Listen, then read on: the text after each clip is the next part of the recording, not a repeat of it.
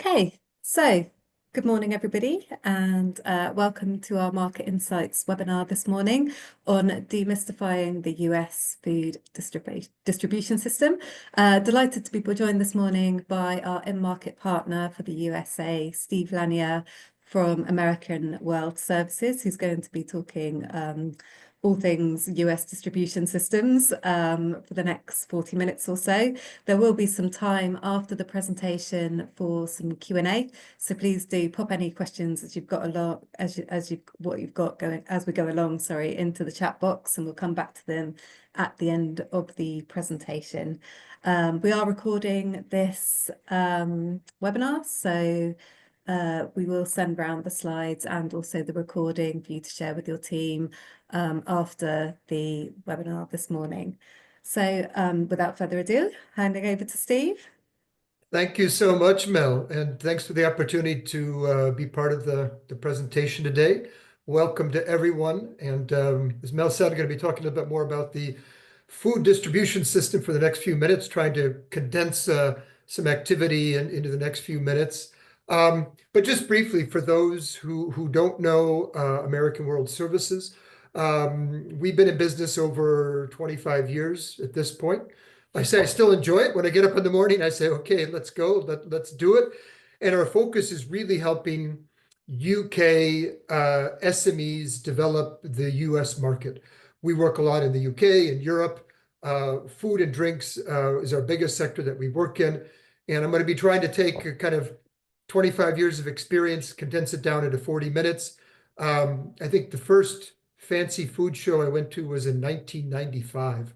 So that was exactly 30 years ago. So going to be just talking a bit more about specifically distribution structure and how we work with our clients when we're targeting different partners for entry into the US market. And as Mel said, feel free to put any questions that you might have in the chat. Or we might be able to talk at the end, maybe a little bit going back and forth. I'm not going to say I have a monopoly on the truth. And I'm just going to be talking about our experience over the last 25 years.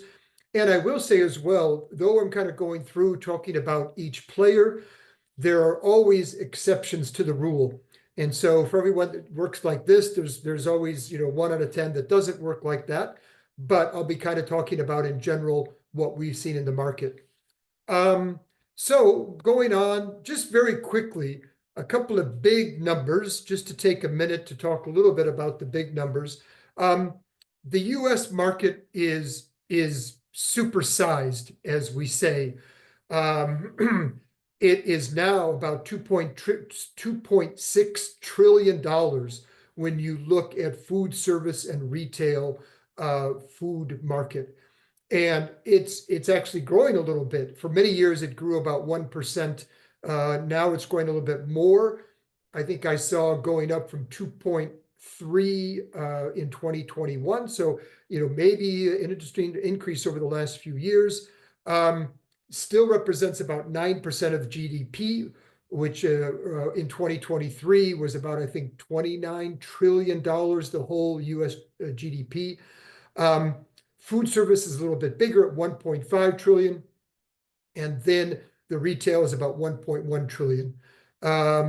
What's very interesting, I think, is the chart here, which shows food away from home versus food at home since 1960. And you see in about 1960, food away from home was only about 28% of the market. Now it's almost 60%. I think it was 58.5 on the last screen.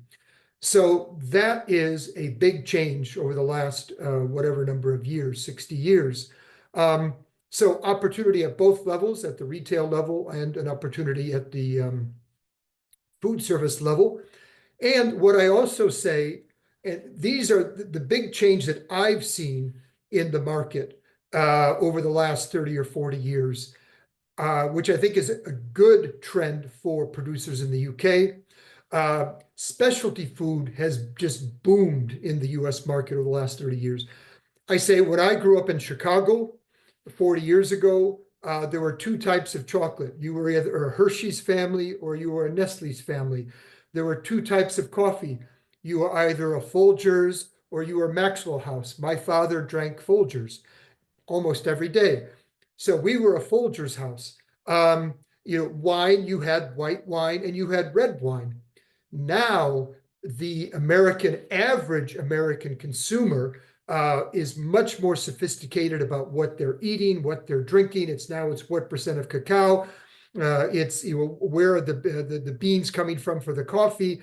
When I see my nieces and nephews in Chicago, same market where I grew up, they are much more sophisticated than I am. They're in their 20s, and I'm amazed at what they're doing and how sophisticated they are. They have tasting events where they invite friends over and they taste different types of coffee and chocolate and foods. So the U.S. market, I think, there's a real opportunity. So that's just to say the market has changed. And I think in a good way, especially if you're a UK or European producer. So moving on now into sort of the actual distribution. And I've broken this down, sort of going from sort of the large down to the smaller and more detailed group, starting with importers. And importers tend to be our clients' number one target. They like to work with importers because they oftentimes take product ex works. They bring it in, they do all the import documentation, they do all the importing, they do all the warehousing, and they sell it through their network of distributors and retailers into their network. And so oftentimes this is the go-to partner that our clients would like to meet, would like to work with. I've broken it down into large importers and small, mid-sized importers because there really is a difference. I would define a large importer as probably someone that has over maybe $200 million, $300 million in revenue. Less than 100 million or 50 million, then you're becoming, I would say, kind of a small, mid-sized importer. And those larger importers, they do act differently than the mid-sized, smaller importers. We've seen that just from our experience. They have the same process. They can take the product ex works, they send it through they have their own warehouse to do the import documentation. And the larger companies, of course, have the capacity to move very large volumes. So that's not bad. But the large importers, they have a different attitude. Oftentimes, they don't like to take on a completely new product to the US market. Many times they will, but many times they're a little hesitant to do that. They want a very significant marketing plan in place and branding place and to work with a large importer. To kind of illustrate that, we worked with a company a few years ago. It was a cider producer actually from France. And they said, all right, we export to over 40 countries around the world. We really want to do large volumes. We do large volumes. We want to meet with some large importers. And so we went after the large importers. We organized some meetings with some of these larger importers. I think one was around 300 million. They went in, they had a meeting, and our client came out and she said, Steve, they didn't even want to taste the cider. Their only question was, what was our quarterly spend amount that we had to do marketing? And I said, well, yeah, that's what we were trying to explain. They don't care about your cider. They don't care about your product.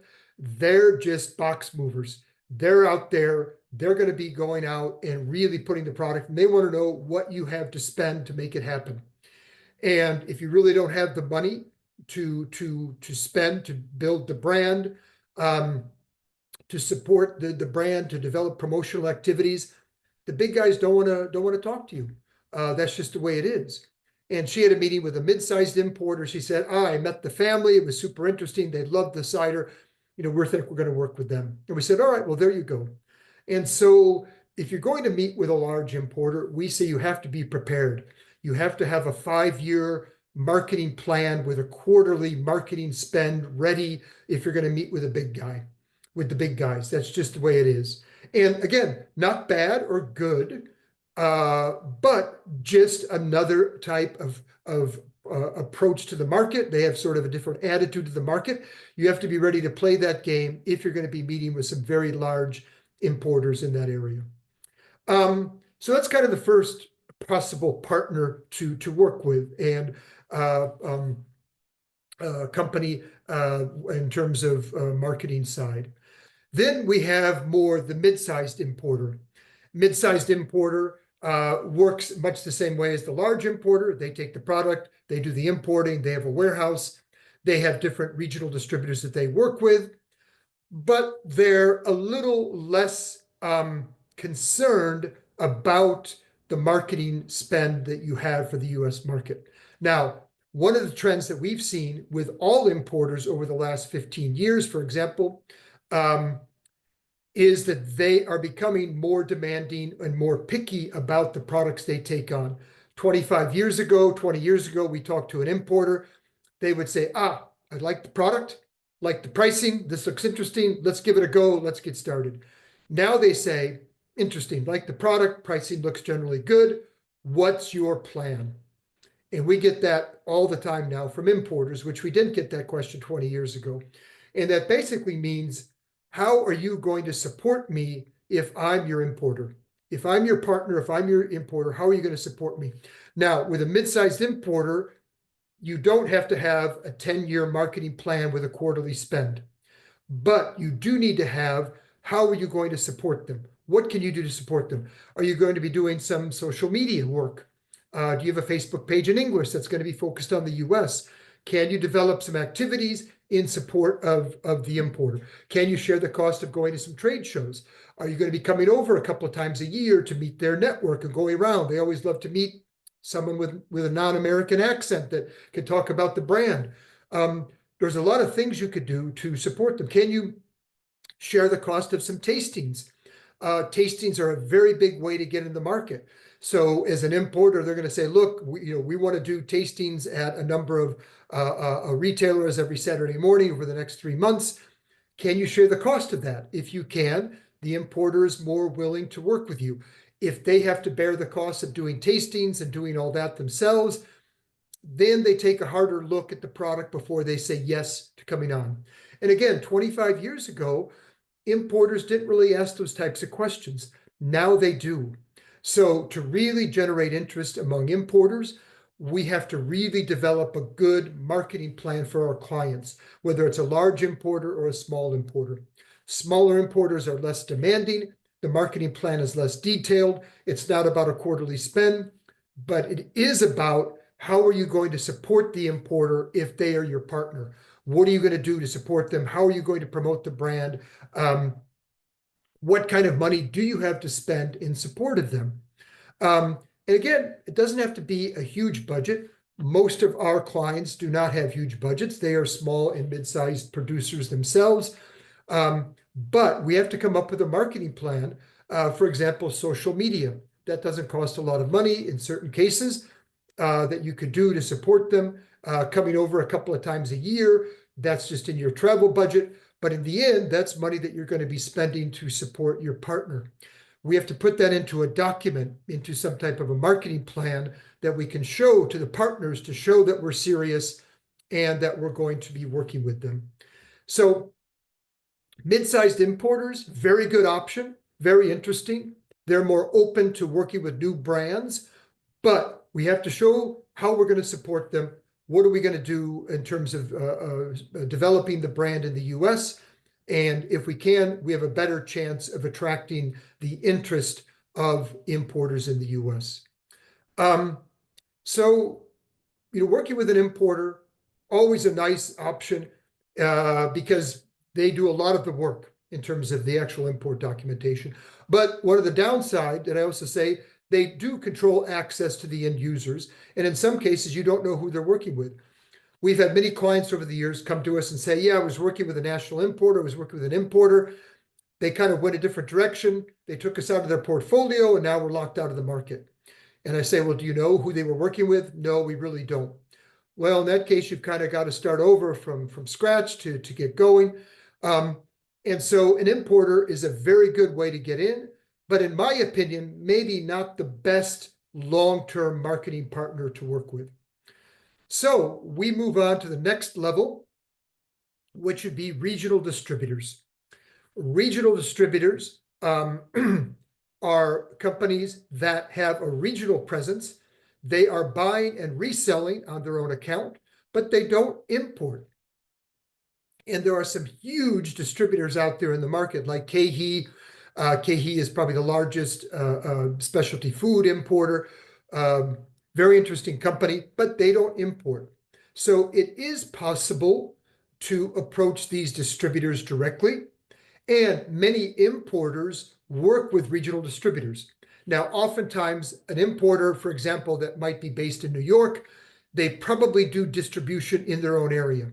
They may have some trucks. They're out there doing distribution to retailers, so they act as a distributor in the New York area. But when you look at sort of maybe Ohio, for example, or going down to Virginia, an importer in Virginia, in New York, doesn't have the ability to work there, so they use regional distributors to work with. And these regional distributors are out there with the trucks delivering to retailers, to restaurants in their area.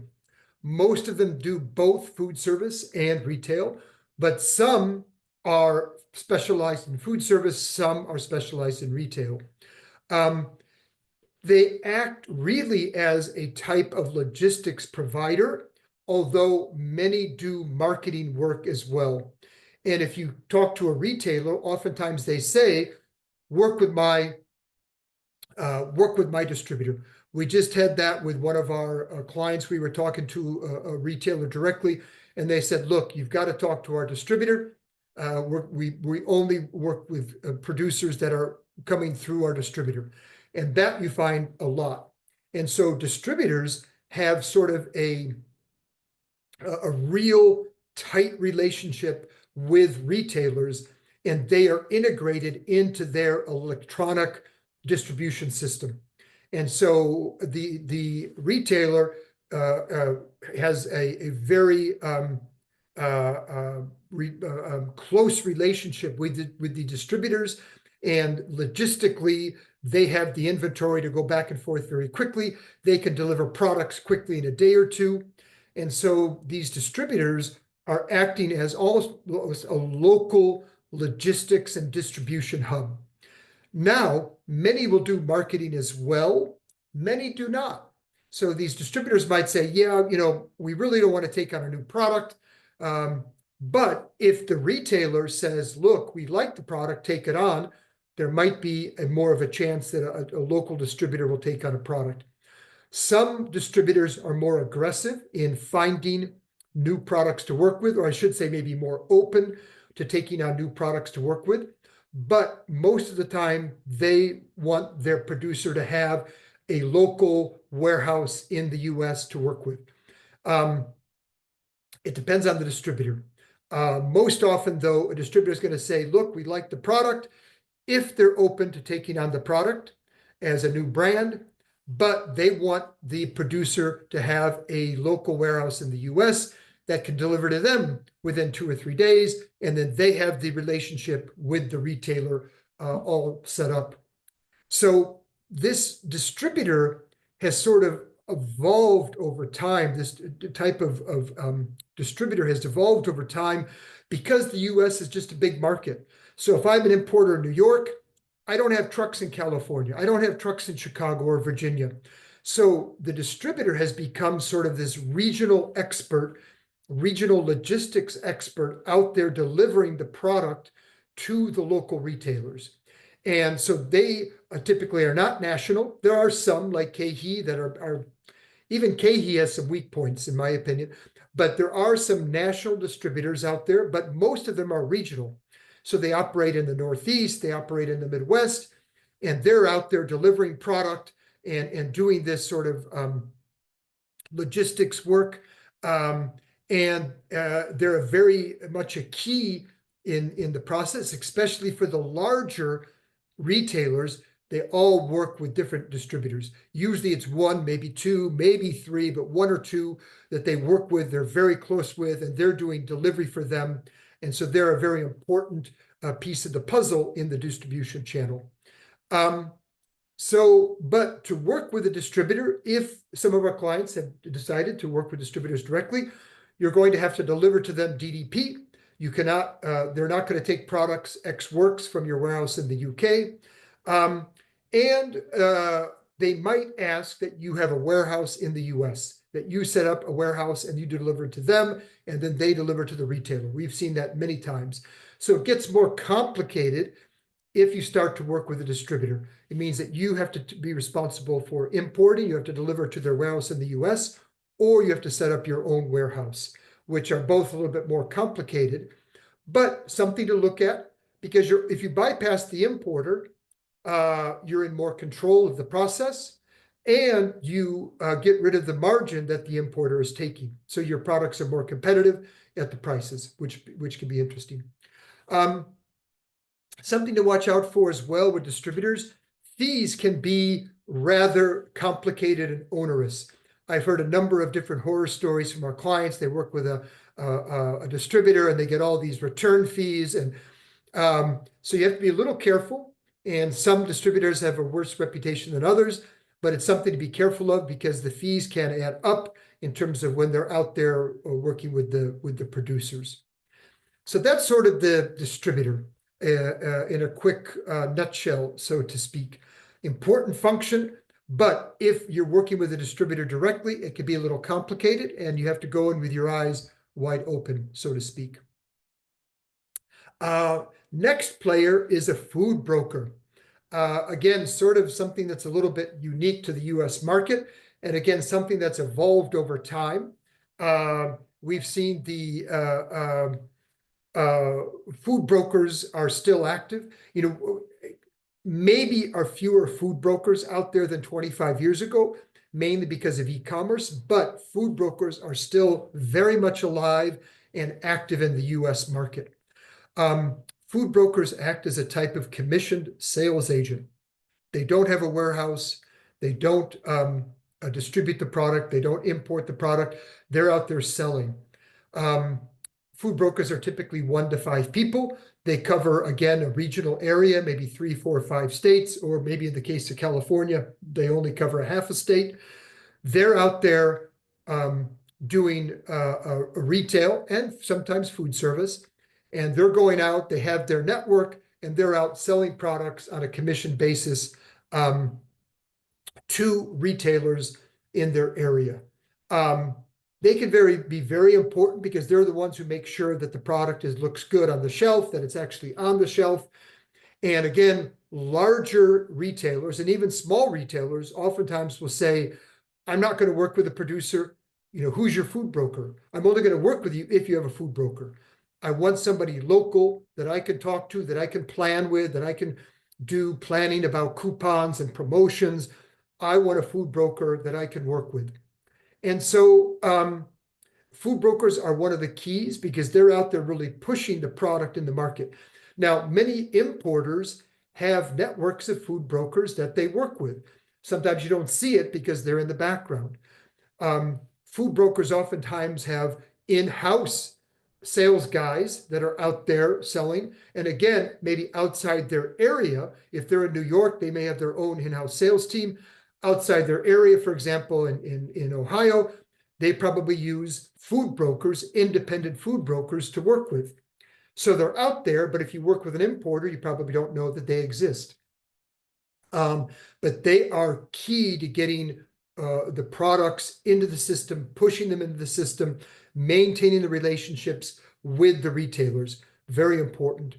And we have worked with a number of our clients over the years to develop a network of food brokers. But these clients have had a warehouse in the US with product, and they've been able to do their own promotional work, sometimes working with different public relation companies or different companies that can promote the products. The more promotion you can do, the more interesting a food broker is to work with you. They ask the same question as an importer would. How are you going to support me? If I'm going to represent your product, how are you going to support me? What are you going to do to help me build the brand? Because it's hard to build a brand in the US, extremely hard. It's very competitive.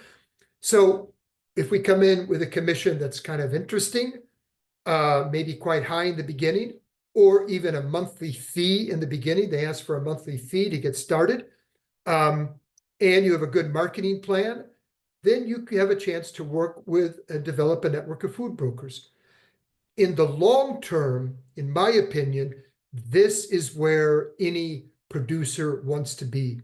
If you can develop a network of food brokers, you have control of your own destiny in the US, because a food broker is basically your salesperson out there selling for you. You can plan together, you can adjust, you can adapt to what's going on in the market, and you're paying them a commission. You have some control over what they do and the direction that they go. They're still your partner. They're not an employee, but you have an element of control because you're paying them a commission, and you can talk together about what direction to go and where to move.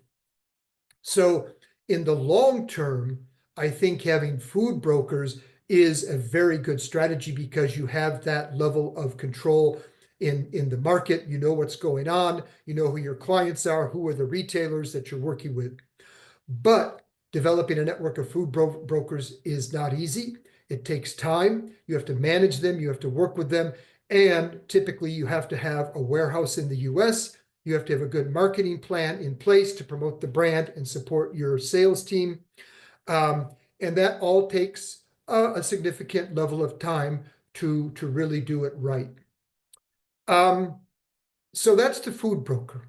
So we've got the large importers, mid-sized importers, regional distributors, and food brokers. I know I'm going quick, but I'm open to some questions and having one-on-one meetings with anybody that might want to talk about this more in detail. Then we've got retailers and e-tailers. And retailers are more the brick and mortar, so they're out there selling to consumers through brick and mortar stores. And we've got a lot of types of retailers in the US, a lot of different retailers. And we have a lot of e-commerce sites that are selling as well. We've seen e-commerce sites more open to being contacted directly than retailers. There are some retailers that are known for having import programs, like HEB out of Texas, for example. They have sort of an import program, although they use an importer to bring in the products typically, and sometimes you have to still convince their importer to bring in the products. So going direct to retailers is tricky. Again, sometimes they're open to looking at kind of specialty brands and working with them directly. Some of them have direct programs in place, but most of them, again, will say, well, do you have a broker? Do you have stock in the US? And if you say no, okay, well, we'll bring in something, but it stays at a certain level. It's not significant. To really work with a retailer directly, you're probably going to have a food broker. You're probably going to have a stock in the US to reach the full potential. Now, we've had some clients that have worked directly with some of these import programs. The volumes typically stay quite small, quite reasonable, but okay, that's not, it's something. So going direct, it's a challenge. It is a challenge. And even sometimes we've contacted some retailers directly. They've said, you got to go to my importer. We thought, okay, no problem. We go to the importer. We say, look, the retailer is interested. The importer still says, I don't know. Only one retailer. I'm not sure that's interesting. Okay. So it's a little complicated to go direct. But again, there are certain retailers that are more open to working with brands directly, and they have an import program in place. It's something to look at, but from our experience, still quite complicated, and the long-term results are not super interesting. Then you've got the e-commerce sites. They are typically more open to working with new brands because there's no risk. They just put the picture on the website. If it doesn't sell after 4 or 5, 6 months, they take it off, they're done. And so e-commerce sites are typically more open to working with brands directly and can be approached directly, but they want you to have a drop ship ability to their clients. Some of our clients have done drop ship from the UK. Not bad. I still don't think that's a long-term answer. A lot of e-commerce sites want producers to have a warehouse in the US. And typically that's a requirement, not always. Sometimes if you can prove that you can do drop ship from the UK, they might work with you, but they want to have a very good return policy in place, which can be difficult to return products to the UK. They want to, again, oftentimes see how are you going to support them in terms of building the brand? Can you do some digital marketing to promote the brand in the US if you're going to work with an e-commerce site in the US? So e-commerce, interesting, very much a niche. I think only 7-8% of all groceries sold in the US are e-commerce at this point, but it's fast growing. But most retailers really require, e-commerce sites require that producers have drop ship, a return policy, and really have ability to service end user clients. So if somebody orders, one box, you can deliver it in 2 days to a consumer in Chicago in 2 days. So that's sort of the quick overview. Also, just really quickly in terms of markup, which I think is pretty important. Each kind of chain in the link has a different markup and margin that they use, or I'll say markup, not margin, markup. Typically, importers will mark it up 25 to 40% when you bring in a product. So if they buy it from you for $1, they've got transport, which might be, maybe 10%, something like that, let's say. And then they take that, they mark it up 25 or 40%. They sell it typically to a regional distributor. Distributor's going to mark it up 20 or 30%. Then there's probably going to be a food broker involved. They're going to take 5 to 12% as a commission. So not as a markup, but as a commission. And then you've got the retailer marking it up, the bigger guys, and the higher end specialty food stores, 60, 70%. So we typically say in the end, you're probably looking at very, very much minimum 2 times your ex-works price, up to maybe 3 times your ex-works price. And, it's interesting, in the US, you find same product, completely different prices, depending on sometimes the region and the retailer that you're selling to. So a grocery chain is different than, for example, CVS, which is a drugstore chain, pharmacy chain. You can find food there. For example, I buy one Amy's product. It's 4 different prices within probably a mile of our office in Washington, D.C., depending on which retailer you go to. I try to monitor that as sort of understanding what's going on. The CVS is different than Whole Foods. Whole Foods is different than Safeway. Safeway is different than Mom's Organic. Each one is has a different price for the exact same product. And part of it's just convenience. CVS is typically more convenient, but you're going to pay for that. They have the highest price there. So that's it. And lastly, just to kind of end for my presentation, a couple of keys to success that I kind of always end with, I'll have to say, based on 25 years of experience, what are the keys? What do I say? And I say, okay, I'd say the 2 biggest keys: come up with a good story. Story is extremely important. The story is sort of all the unique elements of your product and company put into a kind of a condensed package, and have a good pitch. And your pitch is your story in about 15 seconds. When we contact an importer, some of these importers I've known for years. We have a database of about 4,000 importers, distributors, and food brokers across the US. When we contact an importer, even if I've known them for 15 years, they say, "Steve, what do you got?" I've got 15 seconds to grab their attention. If I don't, they're like, "Oh, Steve, I don't think so. Great talking to you. Hope to see you soon, but I don't think it's for us. Thanks a lot." So I've got 15 seconds to grab their attention. So I've got to have a story and pitch that says, wow. And that's what you want. And so we work a lot with our clients. When we do a partner search, which is one of our main services that we offer as a partner search, we look for importers or distributors. We have to come up with a compelling, interesting story to grab their attention. That's a key. And then we say, fine, also follow up.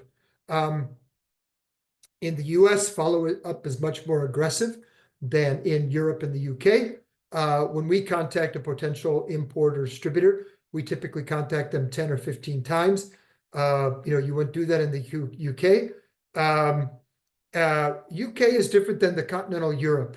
You can do more aggressive follow-up in the UK, but the US is at a different level. And we find a lot of times our clients, I asked them, how did the meeting go with that importer? Oh, it went really well. That's great.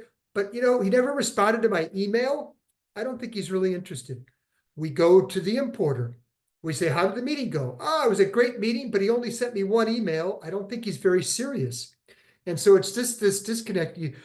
Part of the US attitude is you have to show that you're serious by pushing and aggressively following up. And then they think, all right, you're serious now about entering the US market, and they're more open to working with you. And so follow up, extremely important. Keep pushing.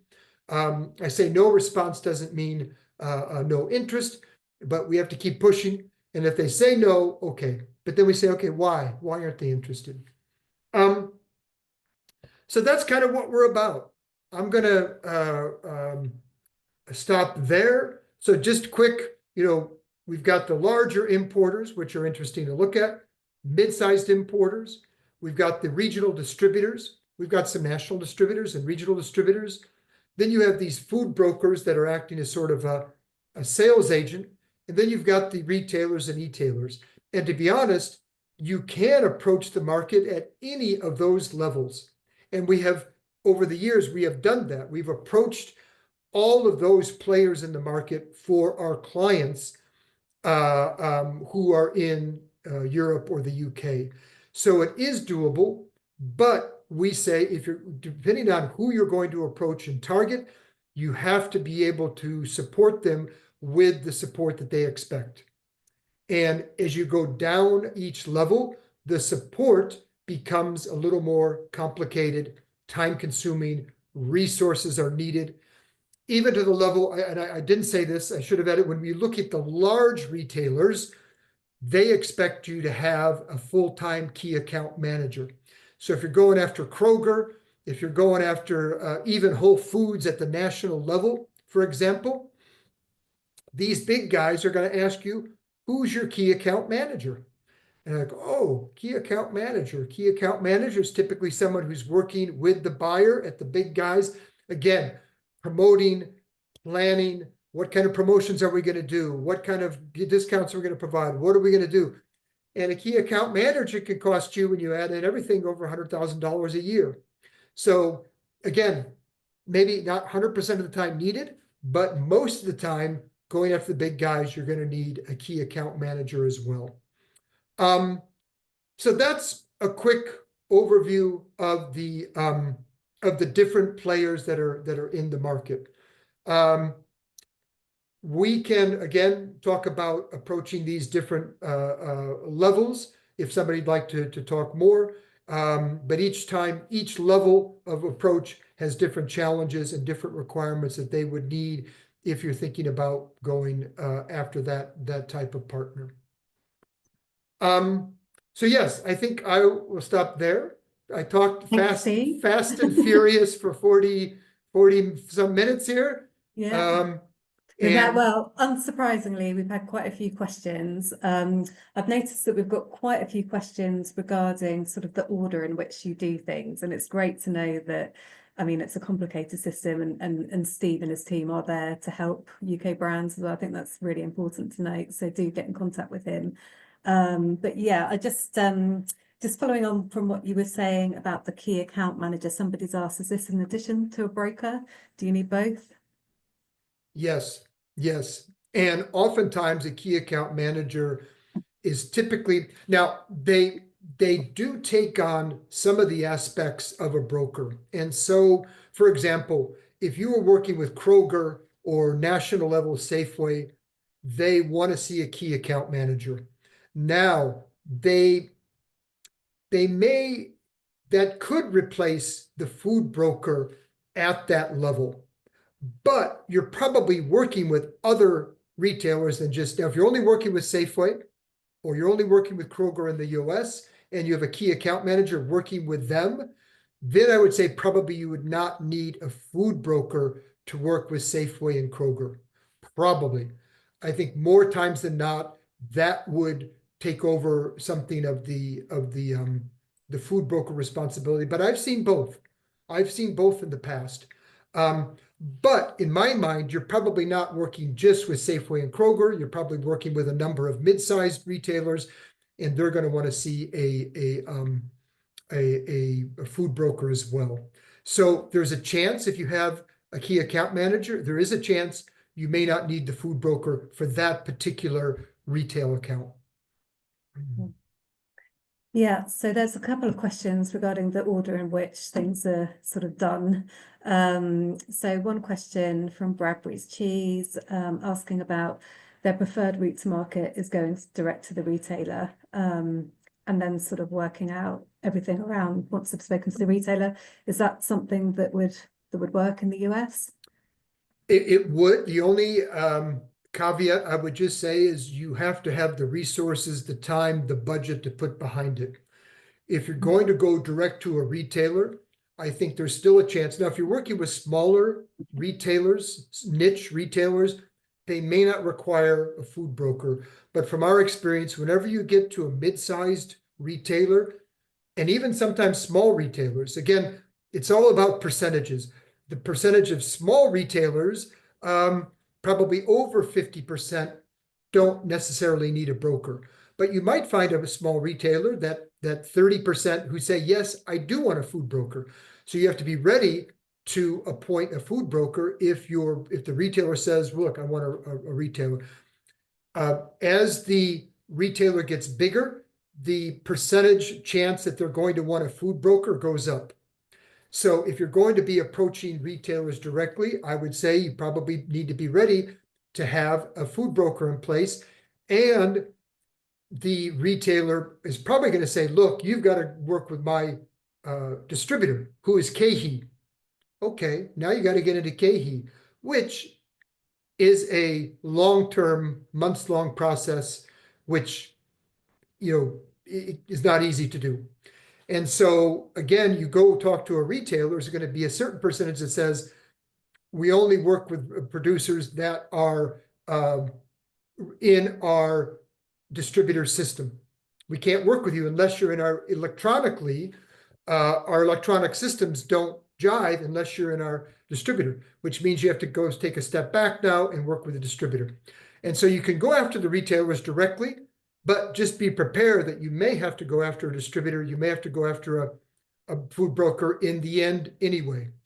If you're going after small niche retailers, the chances of that are probably lower, but there's still a chance that you might have to do that. So I would just ask, if you're going after retailers directly, are you ready to find a food broker? Are you ready to find a distributor for your clients? If they say no, then you probably still need to have a warehouse in the US most of the time. Yeah. We've seen some delivery from the UK, but most of the time, if you go direct, you're going to need a warehouse in the US. Yeah, I think that's another sort of echoed by somebody else, sort of saying what's best, getting a broker first or getting the importer first. There again, it depends on the level of control that you want in the market, and the level of resources and time that you have, and budget. If you're able, to me, it is ideal to, in the long term, you have more control, more direct contact with the end user if you develop your own network of brokers. But it takes more time to develop the network and more time to manage the network. And you're going to need to have a warehouse in the US if you have a network of brokers. Okay, thank you. Just to change the topic a little bit. So one of our listeners is in the alcoholic drinks business. I wanted to know if it's broadly the same system for alcohol as well. No, typically most food importers do not handle alcohol. You need a separate license. And we have a separate database for alcohol that has another 3,000 or 4,000 importers of wine and spirits across the US and distributors. And we have a database of food importers and distributors and it's rare that they cross over. Again, it's a percentage game. I would say maybe 5% crossover, maybe. I think it's even less than that.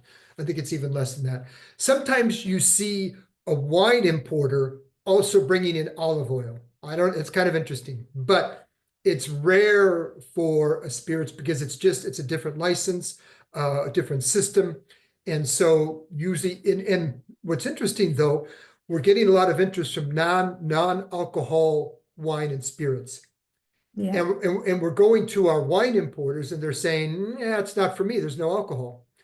And so we're like, really? Okay. But now zero alcohol is going up. It's growing in the US. But these wine importers is like, no, I don't do that. And then we go to the food importers and they're kind of like, well, this isn't food. We're like, well, it's not alcohol. So right now it's kind of a transition period. It's kind of odd if you're a no alcohol spirits or wine producer. But yeah, from our experience, no, the two are typically very separate. Okay, thank you. And then a bit of advice wanted on a few different sort of platforms. So somebody asking about how US retailers view the Range Me platform. Yeah, that's not bad. That's not bad. Um, we've seen it especially interesting for nutraceuticals. Range meat can be, I don't know why, it seems like there's more interest in nutraceuticals on range meat than traditional food products.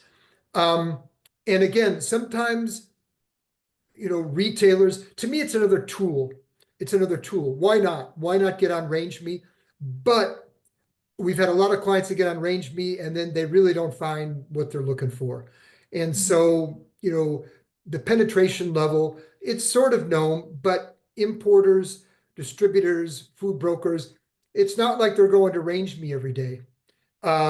So it's not like, oh, let's see what's on range me today, but it's another tool. And Yeah. sometimes they might get on every once in a while and kind of browse around. But it's another tool, and it's worthwhile taking a look at. And from our experience, it seems to be more known and used in the nutraceutical area. Okay. And another one on the K, what your view is on the KE Golden Ticket Award. Oh, I'm not familiar with Is that a that. new That one for shows my you? ignorance. No, yeah. What did they get? Did they get a golden ticket award? Okay. And then please tell us about the route to get on the UNFI marketplace. Yeah, they're similar to KeHE. Yeah. And again, a big distributor, and possible to get in, but really have to push. And from our perspective, sometimes you do have to have some retailers that are already interested to show them that they're interested. And it can take months and months of follow up and pushing to try to get in. And depending on the product, they might want you to have a warehouse in the US. It's a real challenge to approach KeHE and UNFI directly. It's a real challenge. But once you're in, and even then, once you're in, you have to push the product.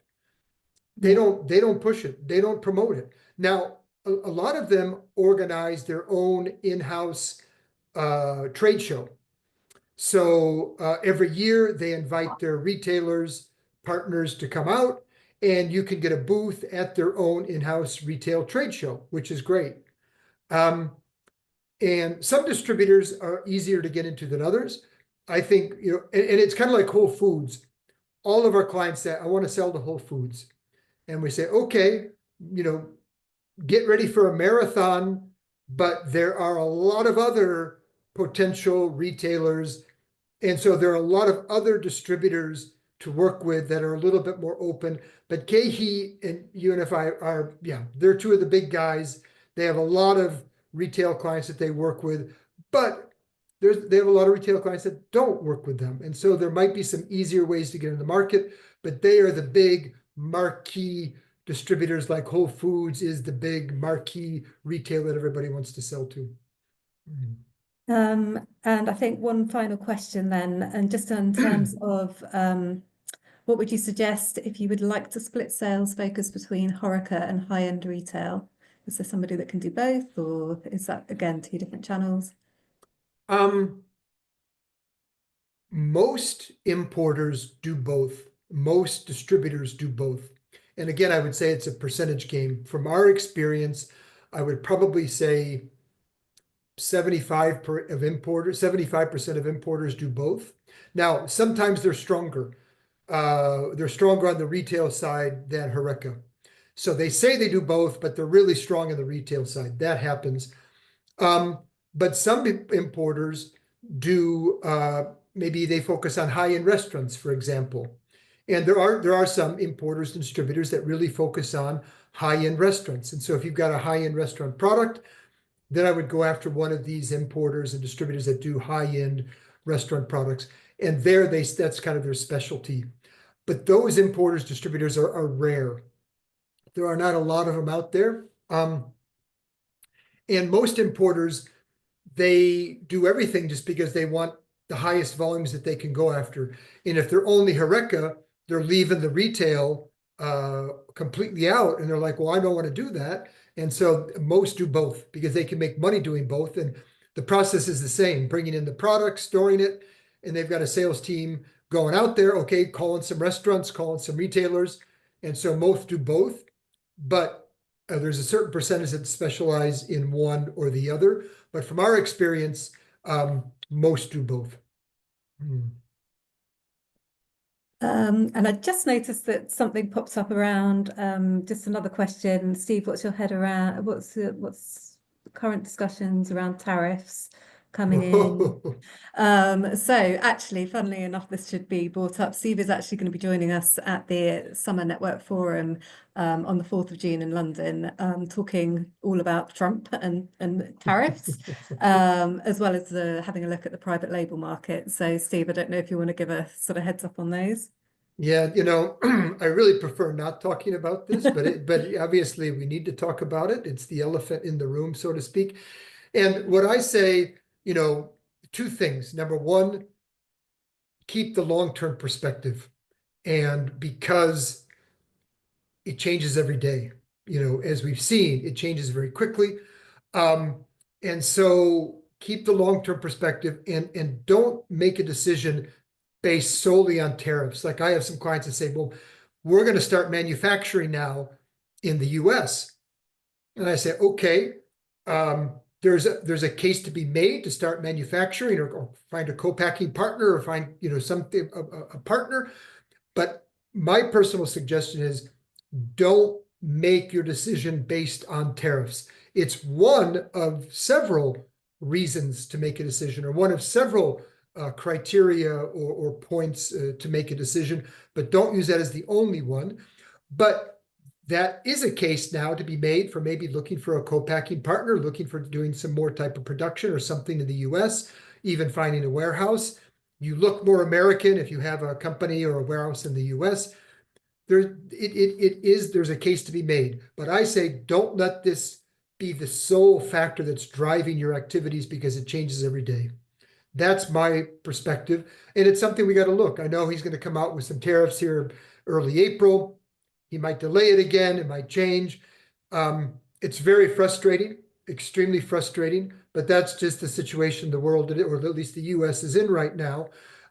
It's something to monitor. And I also suggest kind of have contingency plans. If the worst case scenario comes out and there's 25% tariffs on all food and drink products from the UK, we say have a contingency plan in place. If you have a current partner in the US, talk to them now about what can you do. Can we kind of take a 10% hit? Can the importer take a 10% hit? Can we increase the price by 10%? What are you going to do if the worst case happens? Kind of have a contingency plan in place now and do some planning now so you can move forward with the plan if something happens. That's my quick take on it. Right. Thank you, Steve. So yes, so we just wanted to sort of draw your attention to a few sort of initiatives that are happening with regards to the US market. So Steve and FDEA have just launched a US buyer introduction program, which might be of interest to you. We did run the same program last year. And it's basically targeting around 150 high-end importers. So companies would register their interest. Then Steve and his team would market the companies to the 150 buyers in the hope that somebody will bite, and there'll be meetings as a result, sample sending, that kind of thing. So that now is live on our website. So if you are interested, I will send you details about that. The deadline to enter is, I think, the 5th of May off the top of my head. Yep. And as I mentioned, Steve will be at the Summer Network Forum, so good chance there to talk to him more about market entry for the US. And Steve, I believe that you're actually doing a little road show around the UK. I am, yeah. I'm going to be in the UK first week, April 7th, with some different DBT offices in Poole, Bristol, Lincoln, Stoke-on-Trent, and Manchester. It's my Rockstar Whirlwind Tour. A couple of chambers of commerce, Staffordshire Chamber of Commerce and Stoke-on-Trent. I'll be doing a little presentation and having some one-on-one meetings with the DBT office in Poole and Bristol, and then Lincoln and Manchester. So if anybody would like to meet in any of those cities, be happy to talk and meet there. Yeah. So Yeah. And so I'll obviously send Steve's contact details with the recording. Just other things to note as well, obviously trade shows being a great way to sort of test the water. Summer Fancy Food is coming up in June, and I believe we've got somebody from PSA. Rachel, I don't know if you would just want to Yeah, sort of say the deadlines. yeah, no, definitely. So Summer Fancy Food is approaching. The show starts on the 29th of June. We do have some nice package options available, but with the show coming up, the sort of pending deadline is the 4th of April, so next week. If you are interested in that show, so do let me know so we can have a chat about the options. And also Winter Fancy Fair as well. In January, I know that seems a while off, but will come around quickly. So again, if that's something you want to have a look at, we can have a chat about that as well. And my emails, sorry, go on. Also Expo West, I think that's just finished, hasn't it? Yeah, no, so Expo West, so we're looking to launch that soon. And then we do also do PLMA Chicago. So that will launch in hopefully sort of the next month. And also Sweets and Snacks, which is happening in May. Their show floor is very busy, but maybe one to consider for the year after as well. Great, thanks, Rachel. Lots of shows. Yeah. So hopefully this has been a very enlightening webinar on the US distribution system, and certainly sounds very complicated, but as I said, help is out there, and Steve and his team are brilliant in helping you navigate the complexities. So thank you, Steve, for your time this morning. And like I said, the recording will be sent round after the webinar, along with all the contact details and information about the buyer meeting and the trade shows as well that have taken place. So thank you very much, everyone. And we're going to sign off now. Thanks, Mel. Thank you.